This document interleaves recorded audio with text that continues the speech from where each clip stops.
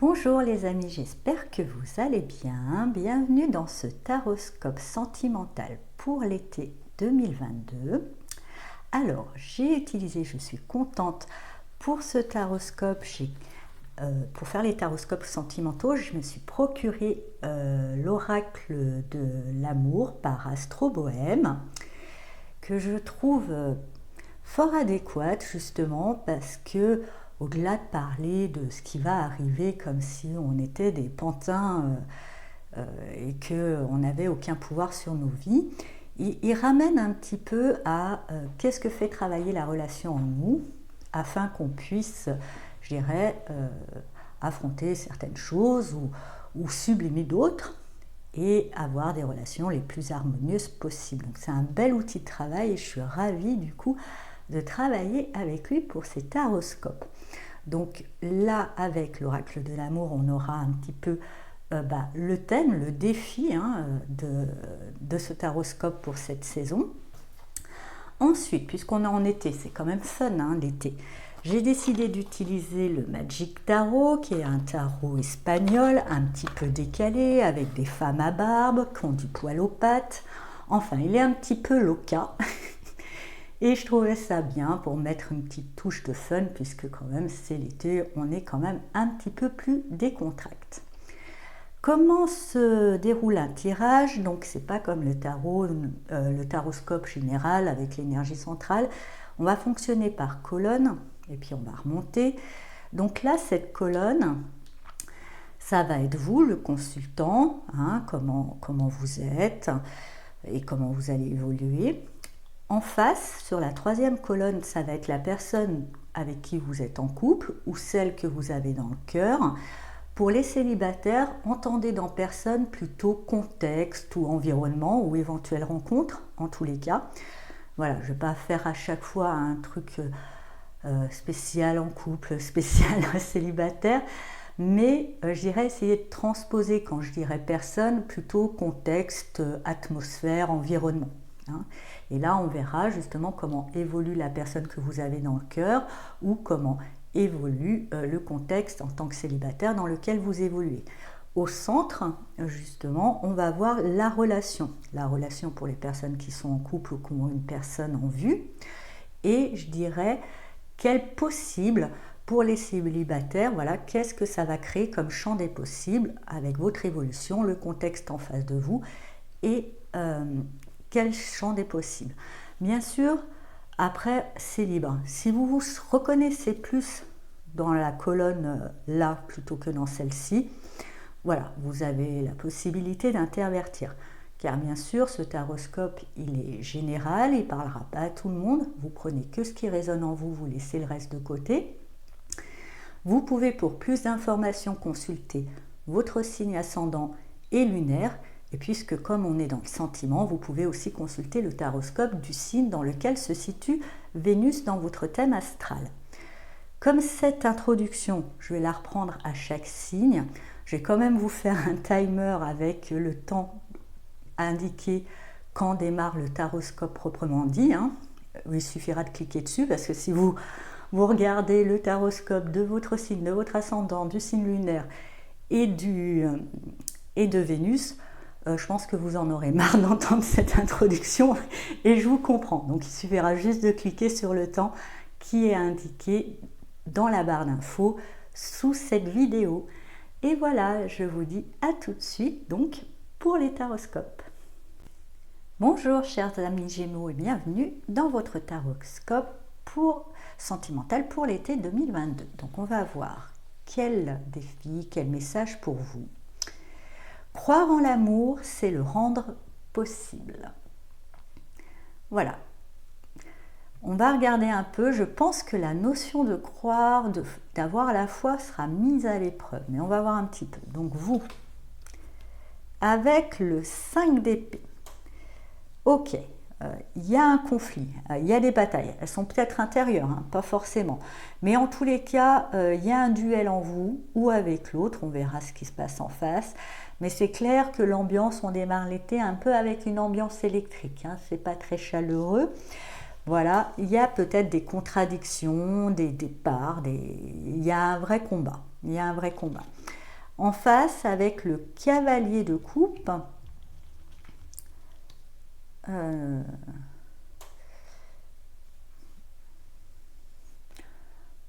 pour moi,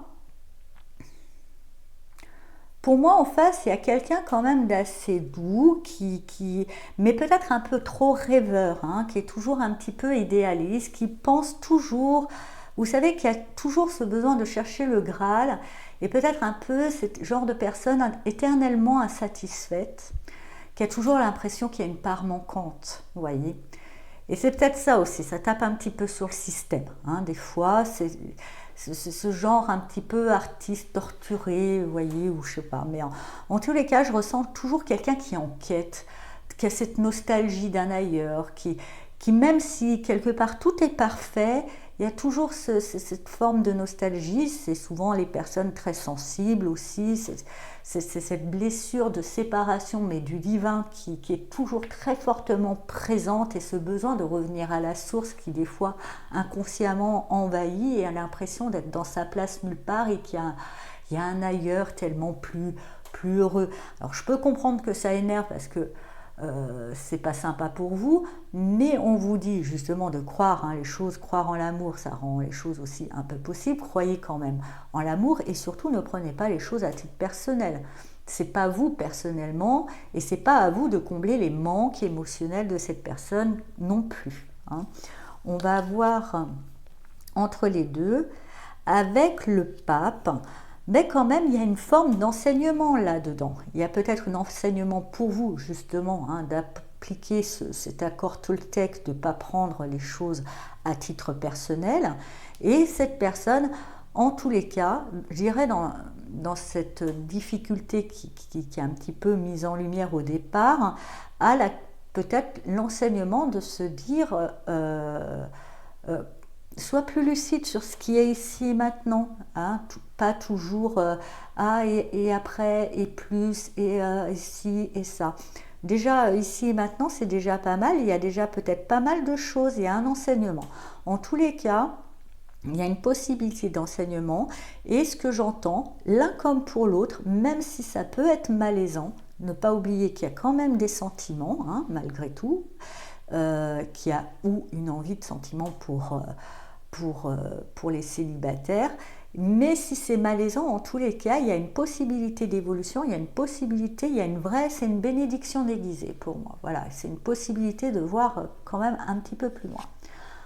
Ensuite, justement, avec ce 9 de coupe, je pense que vous allez pouvoir prendre la mesure de l'enseignement, de cette bénédiction déguisée, parce que du coup, c'est bon, ça se réalise. Je dirais, vous mettez fin à un certain conflit, vous retrouvez une certaine paix, vous retrouvez même, je pense, hein, cette connexion à l'amour. N'oubliez pas, vous êtes aussi, vous, amour. Reconnectez-vous à cette énergie et rendez-vous compte du pouvoir que cette énergie peut avoir. Donc ça bon, hein, je pense que vous avez pris. L'autre en face a toujours cette sensation de manque.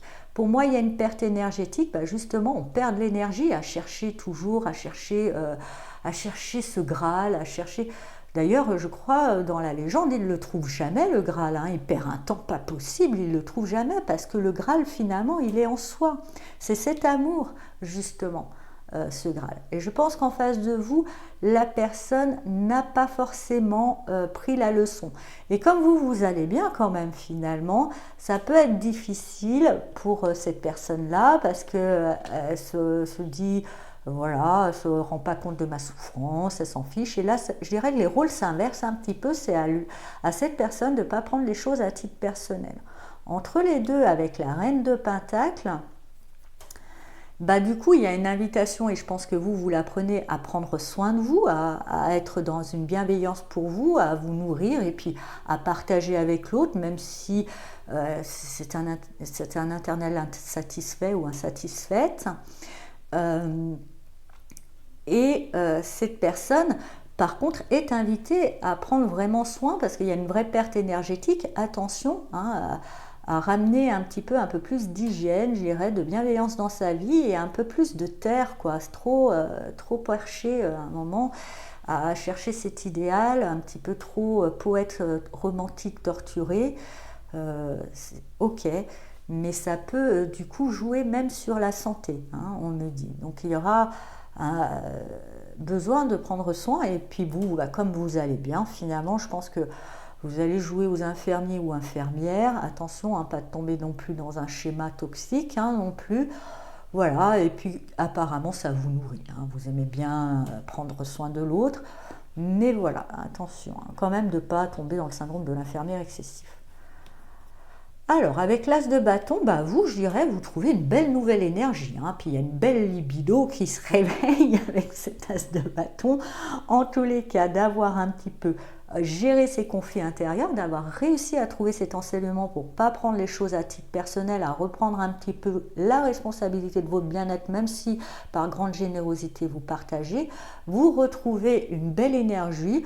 Je pense qu'il y aura une énergie qui va être un petit peu, voilà, hein, vous aurez faim, hein, quand même un peu, en face, avec le 9 de bâton. Je dirais que oui, il y aura il y aura un oui à votre réponse, à votre demande, à votre envie, mais ça sera quand même un défi, hein. Un défi pour l'autre, parce qu'effectivement, il y a une baisse énergétique, c'est difficile, mais c'est quelqu'un qui va quand même en face faire l'effort de répondre à cet appel, à cette envie, à cette passion qui vous enflamme, d'essayer d'être du moins un petit peu à la hauteur. Ça ne sera pas évident, hein, ça va lui demander des gros efforts, soyez conscients. Et du coup, entre vous, bah, forcément, hein, vous serez touché par cet effort, vous en êtes conscient. Et, et, et je pense que se souviendra quand même que vous avez joué un petit peu l'infirmier ou l'infirmière. Donc il y aura une vraie complicité, une vraie union. Si ça ne s'est pas encore mis en place, ça sera plus concret. Et, et je suis content pour vous. Mais c'est vrai qu'en face, ça demandera de surmonter certains fantômes du passé, que sûrement ces schémas de nostalgie intérieure, et, et puis peut-être cette peur de retomber un petit peu, parce que là je sens une vraie baisse énergétique, voilà, de retomber bas dans les énergies. Mais le défi est relevé, Et je dirais, pour vous, les Gémeaux, c'est un peu vous plus le moteur, hein, dans l'histoire. Vous êtes plus locomotive sur ce coup-là. Bon, après, hein, c'est comme ça, hein. Il n'y a pas à se dire, ah, pourquoi moi? Il n'y a pas à se dire, des fois c'est vous, locomotive, des fois vous serez wagon. Voilà, ça va dépendre un peu du contexte.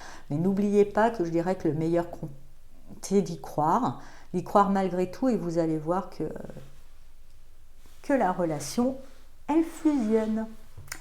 Voilà, chers amis Gémeaux, j'espère que ce taroscope vous a parlé. Je vous souhaite un très bel été, hein, mais il finit plutôt bien, hein, caliente. Et je vous dis à bientôt. Au revoir.